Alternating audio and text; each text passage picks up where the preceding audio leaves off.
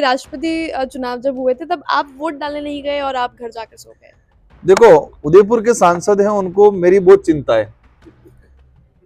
सप्ताह में एक दो बार अगर मेरा नाम नहीं ले तो बीमार पड़ जाते हैं। क्या बीएपी अब उदयपुर में भी जो है निकाय चुनावों को लेकर तैयारी कर रही है? आसपास के कई रूरल एरियाज है जहाँ पर आदिवासी बहुल्य लोग रहते हैं, वहाँ पर जो है आदिवासी समुदाय की जो जनसंख्या है वो ज्यादा है वहाँ पर, तो ऐसे में उसका फायदा कहीं ना कहीं बीएपी को जरूर हो भी सकता है। बीजेपी को नुकसान हो नहीं हो, लेकिन शहर को जरूर नुकसान हुआ है बीजेपी के कार्यकाल की वजह से, क्योंकि जो बीजेपी का मेन एजेंडा रिलीजन का है, धर्म के आधार पर सत्ता में बनी हुई है, लेकिन मंदिर के आगे गटर का पानी निकल रहा है, मंदिर के आगे गंदगी पड़ी हुई है।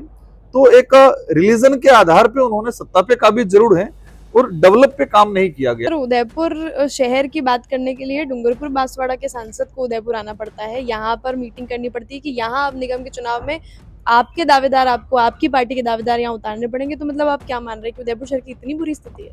80 वार्ड है, 80 के 80 दावेदार उतारे जाएंगे? नहीं, हम लोग अभी हमारे पार्टी की कोर कमेटी बना रहे हैं उदयपुर की, और वो डिसाइड करेगी कितने, लगभग हम कोशिश करेंगे लिमिटेड जगह पे चुनाव उतारेंगे, और हमें उम्मीद है कि जनता हमें साथ देगी। जिस तरह पहले कांग्रेस मानती थी कि आदिवासी वोट तो हमारा पुश्तैनी वोट है, इसी तरह बीजेपी मान रही है कि शहर तो हमारा पुश्तैनी वोट है। बाप पार्टी इंटरफेयर करती है ज्यादा, तो कांग्रेस खुद बीजेपी को समर्थन दे रही थी, हमारे डूंगरपुर में दे रही था पिछली बार। निकाय चुनावों की जो तारीखें हैं वो आज आ चुकी है। 9 और 11 सितंबर को 2 चरणों में चुनाव होंगे और 31 तक नामांकन जो है वो भर सकते हैं। अब बीएपी भी जो है उदयपुर में इस तरह के जो निकाय चुनाव है उसको लेकर एक्टिव हो गई है और आज इसकी मीटिंग में आदिवासी समाज का जो चेहरा है और जो सांसद हैं राजकुमार रौत, वो उदयपुर पहुंचे हैं, मीटिंग हुई है, स्ट्रैटेजीज भी जरूर बनी होगी, उसके बारे में सांसद महोदय से ही बात करेंगे। नमस्कार, मेरा नाम है किंजल और आप देख रहे हैं फिल्टरलेस। सर, आपका हमारे चैनल पे बहुत बहुत स्वागत है।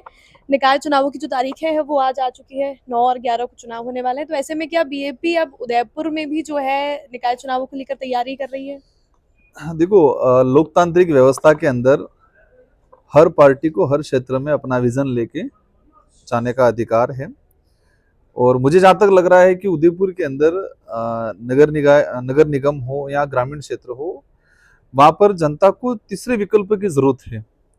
हर बार क्या होता है कि लोगों को लगता है कि हाँ ठीक है, अभी कांग्रेस है तो काम नहीं कर रही तो बीजेपी को वोट दे देना, फिर लगता है कि बीजेपी काम नहीं कर रही तो कांग्रेस को वोट दे देना, और यही बारी बारी से चलता आ रहा है। और राजस्थान का एक ट्रेड बना हुआ है, सरकारों की बात करें तो एक बार कांग्रेस, एक बार बीजेपी, एक बार कांग्रेस, एक बार बीजेपी, यही ट्रेड बना हुआ है, और जनता हर बार ठगा हुआ महसूस करती है। तीसरे विकल्प की जरूरत है जनता को, और भारत आदिवासी पार्टी एक मजबूत विजन के साथ, एक विचारधारा के साथ तीसरा विकल्प के रूप में उदयपुर के नगर निकाय क्षेत्र और साथ ही ग्रामीण क्षेत्र के लिए एक मजबूत विकल्प के रूप में खड़ी है। अभी नगर निगम का क्योंकि विस्तार हुआ है तो कई सारे ग्रामीण विधानसभा के जो क्षेत्र हैं वो भी अब निगम में शामिल हो गए हैं। आसपास के कई रूरल एरियाज है जहाँ पर आदिवासी बहुल्य लोग रहते हैं, वहाँ पर जो है आदिवासी समुदाय की जो जनसंख्या है वो ज्यादा है वहाँ पर, तो ऐसे में उसका फायदा कहीं ना कहीं बीएपी को जरूर हो भी सकता है। इससे पहले 30 साल तक यानी कि 6 बार भाजपा का वोट रहा है, वो लोग अभी भी बड़े निश्चिंत हैं कि आराम से ये चुनाव जो है निकाला जा सकता है, लेकिन क्योंकि जो नए एरियाज जुड़े हैं उसकी वजह से कोई नुकसान बीजेपी को बीएपी देने वाली है इस बार? देखो, बीजेपी को नुकसान हो नहीं हो, लेकिन शहर को जरूर नुकसान हुआ है बीजेपी के कार्यकाल की वजह से। आपने बताया कि 6 बार, मतलब रेगुलर 30 बार बीजेपी की सत्ता रही है उदयपुर नगर निकाय में, और आप देख रहे होंगे कि उदयपुर के हालात क्या हैं। मतलब आम जनता को नहीं पता है कि उदयपुर यूडीए का बजट कितना है, करोड़ों में बजट है, और भ्रष्टाचार की भेंट चढ़ा हुआ है। सरकार कोई भी हो, कांग्रेस की रही हो, बीजेपी की रही हो, हम विधानसभा का जब बजट आता है मार्च में, हम देखते हैं तो उदयपुर शहर के लिए विशेष बजट आता है, और खुद का भी अपना एक बजट बनता है, वो सारा का सारा भ्रष्टाचार की भेंट चढ़ा हुआ है। कुछ लिमिटेड जो एरिया है उस इलाके के अंदर सौंदर्यकरण है। हमें गर्व है कि उदयपुर हमारा है, एक सौंदर्यकरण होना चाहिए, डेवलप होना चाहिए, लेकिन एक लिमिटेड जगह। इसके बाहर जब देखने जाएंगे तो हालात खराब है, सड़कों के हालात हो, नाली हो। बीच में एक वीडियो आया था, मतलब फतेह सागर की, जो कहा जाता है कि उदयपुर की आत्मा है, फतेह सागर के अंदर गटर का पानी जा रहा है। विदेशी टूरिज्म आके यहाँ पर एज एक सुकून भरा और एक इमेज बड़ी हुई है देश विश्व लेवल पे उदयपुर की, लेकिन इन सरकारों ने और वर्तमान में जो भाजपा के जो बोर्ड बैठा हुआ है उन्होंने भ्रष्टाचार की भेंट चढ़ा हुआ है उदयपुर का विकास, और गडर के पानी फतेह सागर में जा रहे हैं।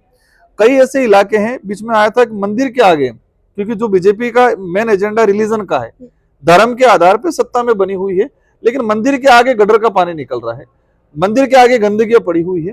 तो एक रिलीजन के आधार पे उन्होंने सत्ता पे काबिज जरूर है और डेवलप पे काम नहीं किया गया। हमने देखा है कि जब भी बीजेपी डेवलप के आधार पे डेवलप की बात आती है तो रिलीजन की बात को आगे फ्रंट पे ले आती है। लोगों को इस तरह से साइकोलॉजी मतलब तरीके से उनको डिमोटिवेट या उनको अलग तरीके से तैयार करती है कि नहीं रिलीजन खतरे में। रिलीजन, हाँ बिल्कुल, रिलीजन एक आस्था का विषय, मैं हर बार कहता हूं कि धर्म आस्था का विषय है, लेकिन उन्होंने सत्ता का विषय बना दिया है उन्होंने, और अब लोग समझने लगे हैं चीज को, तो धीरे धीरे परिवर्तन होगा। सर, उदयपुर शहर की बात करने के लिए डूंगरपुर बांसवाड़ा के सांसद को उदयपुर आना पड़ता है, यहाँ पर मीटिंग करनी पड़ती है कि यहाँ अब निगम के चुनाव में आपके दावेदार, आपको आपकी पार्टी के दावेदार यहाँ उतारने पड़ेंगे। तो मतलब आप क्या मान रहे हैं कि उदयपुर शहर की इतनी बुरी स्थिति है? देखो, आम जनता देख रही है, ये अभी मेरे सामने इशू है डंपिंग यार्ड का। अब डंपिंग यार्ड बना हुआ है, डंपिंग यार्ड में जिसको हम राष्ट्रीय माता गौ माता का दर्जा देने की पूरा देश मांग कर रहा है, सभी रिलीजन के लोग मांग कर रहे हैं, वो वहां गाय लगभग 100-200 गाय वहां कचरा खा रही है, कई गाय वहां मरी पड़ी रहती है, इतनी गंदगी, आसपास के लोग परेशान हैं। हम पुराना उदयपुर बाजार में जाएंगे तो गलियों के अंदर पूरा नालियों में बदबू आ रही है, दोनों तरफ पानी, मतलब पानी निकासी की कोई सुदृढ़ व्यवस्था नहीं है, सड़कों के हालात खराब है, कुछ लिमिटेड जो शहर है उसके अलावा तो पूरे उदयपुर की हालत खराब पड़ी हुई है। तो ये स्वाभाविक है और जनता को भी लग रहा है कि यार ये 60-30 साल तक उन्होंने राज किया, कुछ नहीं हुआ है। एक ही चीज, जब भी उनको लगता है कि इस इलाके में हम डिमोटिवेट मतलब नेगेटिव जा रहे हैं, तो कोई ना कोई नया मुद्दा लेके आते हैं, चीन का मामला के ले आएंगे, पाकिस्तान ये कर लेंगे। ठीक है, पाकिस्तान हमारे देश के लिए घातक है, लेकिन यहाँ नाली तो बननी चाहिए, क्या यहाँ सड़क तो बननी चाहिए। तो जब भी उनको लगता है सड़क या नाली की बात आती है तो वो रिलीजन या पाकिस्तान चीन पे ले जाके अटक जाते हैं। जनता अब समझ रही है धीरे धीरे कि ये लोग करना क्या है, कर क्या रहे हैं, दिखावा क्या कर रहे हैं। और उदयपुर में भ्रष्टाचार का हड्डा बना हुआ है नगर निकाय, जिस तरह से जो काम कर रहे हैं, कहीं हम तो अगर वो तो रेगुलर बने हुए हैं, और कांग्रेस की सरकार आती है तो उनके अंदर कांग्रेस के भी लोग मिले रहते हैं, तो जांच नहीं होती है। अगर उसका जांच करा ली जाए तो करोड़ों रुपए का भ्रष्टाचार हुआ है इसके अंदर। कोई एक पर्टिकुलर मुद्दा जिसकी आप बात कर रहे हैं, आपको लगता है कि इसमें सबसे ज्यादा भ्रष्टाचार हुआ है? आप जल जीवन मिशन की अगर बात करें, शहर के अंदर शायद आरडी करके डिपार्टमेंट है, वो काम करा रहा है, शुद्ध पानी शहर के लोगों को नहीं मिल रहा है, तो पानी में सबसे बड़ा भ्रष्टाचार है। और लगभग करोड़ों रुपए का स्कीम में लगाया पानी सप्लाई का, शुद्ध पानी शहर के लोगों को नहीं मिल रहा है, शुद्ध हवा नहीं मिल रही है, सड़कों के हालात खराब है, पानी निकासी की कोई सुविधा नहीं है। तो गार्डन अपन देखने जाएंगे, बहुत सारे गार्डन है, गार्डनों के नाम से करोड़ों रुपया उठा हुआ है। जो पौधा 150 रुपए में मिल रहा है, उस पौधे के उन्होंने 1,500 हजार रुपए के बिल लगा के उठा रखे। तो अब जनता इस बात समझ नहीं पा रही है, जनता को ये पता नहीं है, लेकिन जांच हो जाए तो सामने आ जाएगा। जांच कराएंगे नहीं, क्योंकि कांग्रेस की सरकार आएगी तो उसमें भी कुछ लोग माजा के मिले हुए रहेंगे, तो कांग्रेस भी नहीं कराएगी, बीजेपी के तो ऑलरेडी वो नहीं कराएंगे। तो इस तरह से बहुत सारे मामले हैं, जनता समझ रही है और जनता को तीसरे विकल्प की जरूरत है। अभी कितनी एक्सपेक्टेशंस लेकर चल रही है? 80 वार्ड है, 80 के 80 दावेदार उतारे जाएंगे? नहीं, हम लोग अभी हमारे पार्टी की कोर कमेटी बना रहे हैं उदयपुर की, और वो डिसाइड करेगी कितने, लगभग हम कोशिश करेंगे लिमिटेड जगह पे चुनाव उतारेंगे, और हमें उम्मीद है कि जनता हमें साथ देगी। अभी क्योंकि कुछ एरियाज हैं जहां पर ऐसा देखा जाता है कि बीएपी की तरफ जो है आदिवासी समुदाय जो है उनका वो वोट बैंक ज्यादा रहता है, ऐसे में तो बहुत सारे रूरल एरियाज है वहां तो ठीक है, लेकिन क्या शहर में आप लोग कोशिश कर रहे हैं कि बीएपी जो है? भारत आदिवासी पार्टी का मेन कोर वो ट्राइबल है, आदिवासी समुदाय है, लेकिन कई अन्य समाज के लोग जो समझ रहे हैं, तर्क वितर्क कर रहे हैं, मतलब किसी बात को, किसी मुद्दे को अगर निष्कर्ष निकाल रहे हैं तो वो समझ रहे हैं कि इनके मुद्दे क्या है, वो समझने लगे हैं। जिस तरह से डिमोटिवेट लोगों को भड़काया जा रहा था भारत आदिवासी पार्टी को लेके, तो उनको समझने लगा था अन्य वर्ग भी हमारे साथ जुड़ रहा है। आप देख रहे होंगे अभी सलोम्बर से, प्रतापगढ़ से, उदयपुर से भी, कि अन्य समुदाय के लोग भी हमारे साथ जुड़ रहे हैं। और हम एक ही लाइन में कहते हैं कि जो सामाजिक न्याय में विश्वास रखता है वो किसी भी वर्ग का व्यक्ति हो, इस भारत आदिवासी पार्टी से जुड़ सकता है। हमारा एक ही है, कहता है कि भाई भाजपा के लिए दक्षिणपंथी, कांग्रेस के लिए कहा जाता है कि मध्यम, और लेफ्टिस्ट के मतलब कॉमरेड के लिए कहा लेफ्टिस्ट विचारधारा। हमारी जो विचारधारा, हम कहते हैं कि सामाजिक न्याय, मानवतावादी मूलक, मतलब जो समानता की भावना रखता है, न्याय की बात करता है, वो हर व्यक्ति हमारे साथ जुड़ सकता है। रिसेंटली हमारे उदयपुर के जो सांसद महोदय हैं उन्होंने एक प्रेस कॉन्फ्रेंस करी थी और उस बीच उन्होंने एक सवाल पूछा था, तो हमें लगता है अब आज आप मौजूद हैं ही तो आपसे वो सवाल पूछ लें कि राष्ट्रपति चुनाव जब हुए थे तब आप वोट डालने नहीं गए और आप घर जाकर सो गए। देखो, उदयपुर के सांसद हैं, उनको मेरी बहुत चिंता है। सप्ताह में 1-2 बार अगर मेरा नाम नहीं ले तो बीमार पड़ जाते हैं। और जब इनके सामने मीडिया मेरा नाम लेती है तो उनको गुस्सा आ जाता है, चिड़चिड़ापन हो जाते हैं, और मेरे सामने इनका नाम आता है तो मुझे खुशी होती है, हंसी आ जाती है। मतलब अच्छा फील करता हूं मैं कि ये जिस विजन से आए थे, एक अधिकारी से एक रिजाइन दे के आए, तो मेरी भी उस समय कल्पना थी कि अधिकारी वर्ग से आए होंगे, अच्छा विजन होगा। लेकिन जैसे आए और उनके जो बोल रहे हैं, मतलब उनके जो भाषण रहे हैं, उनके जो आरोप लगे, आपने देखा होगा जाडोल फलासिया उधर पैंथरों की वजह से कुछ लोगों की हत्या हुई, मतलब पैंथरों ने आक्रमण किया और मृत्यु हुई। उन्होंने क्या कहा कि बाप वालों ने छोड़े, पैंथर बाप वालों ने छोड़े। उधर ट्राइबलों का कुछ इशू था तो कहा कि आदिवासियों के घर जला दो। आज भाजपा ने आदिवासियों का राष्ट्रीय अध्यक्ष बनाया है और उस व्यक्ति का वीडियो है, रिकॉर्डिंग है, फोन पे कह रहे हैं कि आदिवासियों के घर जलाओ।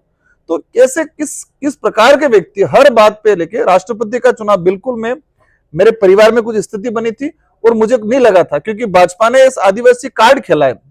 महामहिम राष्ट्रपति महोदय का हम सम्मान करते हैं, लेकिन आप देख सकते हो कि जब मणिपुर में आदिवासी बहन बेटियों के हालात खराब हो रहे थे, निवृत्त होकर सड़कों पे घुमा नरसंहार हो रहा था, तो महामहिम राष्ट्रपति महोदय का राष्ट्रपति शासन लागू करना चाहिए था।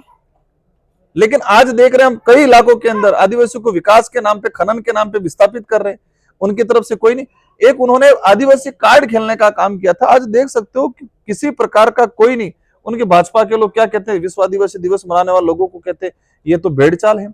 इस तरह से स्टेटमेंट आ रहे हैं और उस पार्टी के द्वारा आगे करके उनको सिर्फ ट्राइबलों को वोट बैंक साधने के लिए बनाया गया था और आज प्रतीत हो रहा है। तो इसलिए मेरा मन नहीं किया था उनको वोट देने का, और मुझे लगता है कि आज मैं सही था और जनता भी समझ रही है कि राजकुमार राउत ने सही डिसीजन लिया था। फिर से सर, आज की जो आपकी मीटिंग रही है, आज की जो स्ट्रेटेजीज रही है, उसमें कितनी सीटों पर हम मान के चल सकते हैं कि बीएपी जो है अपना दावेदार भेजेगी और उसके बाद बीएपी जो है पार्षद बनाकर उस दावेदार को निगम की सीढ़ी पे चढ़ाएगी? हम लोग प्रयास करेंगे, अधिक से अधिक सीटों पे हम चुनाव लड़ाएंगे, और पंचायती राज हो या नगर निकाय हो, सभी जगह हम चुनाव लड़ाएंगे और सफलता भी हमें मिलेगी। और इस सफलता की वजह से वो डर है, बौखलाहट हो चुकी है उन नेताओं को। और जब भी देखा मैंने कि वो आपने जो कुछ नाम लिए थे, हम डेवलप की बात करते हैं, संविधान की बात करते हैं, राइट्स की बात करते हैं, तो तब सीधा वो रिलीजन पे ले जाके कहते हैं हमको ये तो ईसाईकरण वाले हैं, ये तो ये है, ये तो हमको चाइना से जोड़ देते, पहले झारखंड से जोड़ देते, तब कह देते। तो अब उनका देखा होगा आपने, वो आरोप लगा रहे वो तो विदेशी। हमारे जो हालात है हम जान रहे हैं, हमारे पास एक ही ताकत है कि हमारी विचारधारा मजबूत है, हमारा विजन मजबूत है। इनके इंटेलिजेंट मतलब उनके जो स्रोत है, उनकी सरकार है, वो कमजोर है। फिर तो अगर ऐसी कोई बात हुई तो बेतुके के बयान देके लोगों को गुमराह करने का काम करते हैं। जनता उनको जवाब दे रही है, बाई इलेक्शन में भी दिया है, पंचायती राज चुनाव में भी दिया है। और ये इंटरेस्ट आप देख, मतलब एक इंटरेस्टेड बात अभी जो हुई, हाईकोर्ट, सुप्रीम हाईकोर्ट ने क्या कहा कि पंचायती राज चुनाव को स्ट्रिक्टली कराने हैं, क्योंकि पंचायती राज चुनाव पहले हुए थे, फिर नगर निकाय चुनाव हुए थे 2019-20 में। अब उनको लगा कि ग्रामीण इलाके में तो उनकी पकड़ है नहीं, तो सरकार ने भी चालाकी से राजस्थान में क्या किया, नगर निकाय को पहले ले लिया, ताकि शहर का वोट है वो तो हमारा, क्योंकि वो जिस तरह पहले कांग्रेस मानती थी कि आदिवासी वोट तो हमारा पुश्तैनी वोट है, इसी तरह बीजेपी मान रही है कि शहर तो हमारा पुश्तैनी वोट है।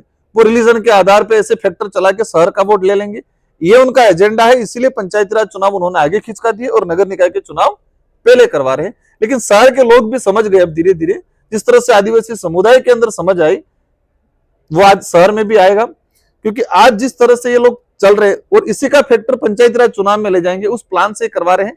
लेकिन जनता समझ चुकी है और जनता उनको पंचायती राज चुनाव हो या नगर निकाय चुनाव हो, सब जगह उनको हराएगी बुरी तरह से। इस बार बोर्ड में मतलब थोड़ा सा कम, वो उतनी जितनी बड़ी संख्या के बल के साथ वो बोर्ड बनाते हैं तो वो थोड़ा सा कमजोर होता है। हाँ बिल्कुल होगा, और हो सकता है बोर्ड बना भी नहीं पाए वो।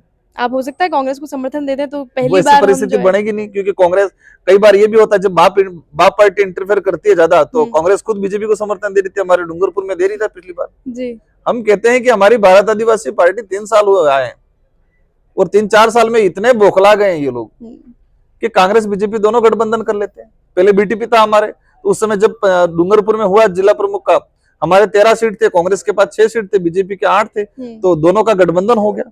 जो आजादी के बाद से दोनों पार्टियां लड़ रही है, लोगों को लड़ा रही है, और सत्ता की बात आती है दोनों एक हो जाती है, तो ये परिस्थितियां भी बन सकती है। उदयपुर में अगर इस तरह की परिस्थिति बने, क्योंकि कांग्रेस का कभी बोर्ड नहीं बना है, तो पुरजोर कोशिश करेगी कांग्रेस भी, और क्योंकि जनता भी शायद हो सकता है कि अपना विचार बदले, तो ऐसे में बीएपी अगर जरूरत पड़ी तो समर्थन देखो देगी कांग्रेस उस को। समय तात्कालीन परिस्थितियां क्या रहेगी तब सोचा जाएगा। जी, ओके। फिलहाल तो आप नगर निकाय चुनावों को लेकर और पंचायती राज चुनावों को लेकर बीएपी की मीटिंग आज उदयपुर में थी, और उदयपुर में भी निगम के चुनावों में, निकाय चुनावों में जो है बीएपी अपने दावेदार उतार सकती है। इस तरह की बात जो है सांसद महोदय ने हमें बताई है। इसका कितना प्रभाव बीजेपी और कांग्रेस दोनों पर पड़ेगा आगे हम देखने वाले हैं, सभी ग्राउंड रिपोर्ट्स के तौर पर भी हम देखेंगे। इस इंटरव्यू के बारे में आप क्या कुछ कहना चाहते हैं कमेंट सेक्शन में लिख सकते हैं। फिल्टर के साथ मैं हूं किंजल और कैमरा पर्सन सामने।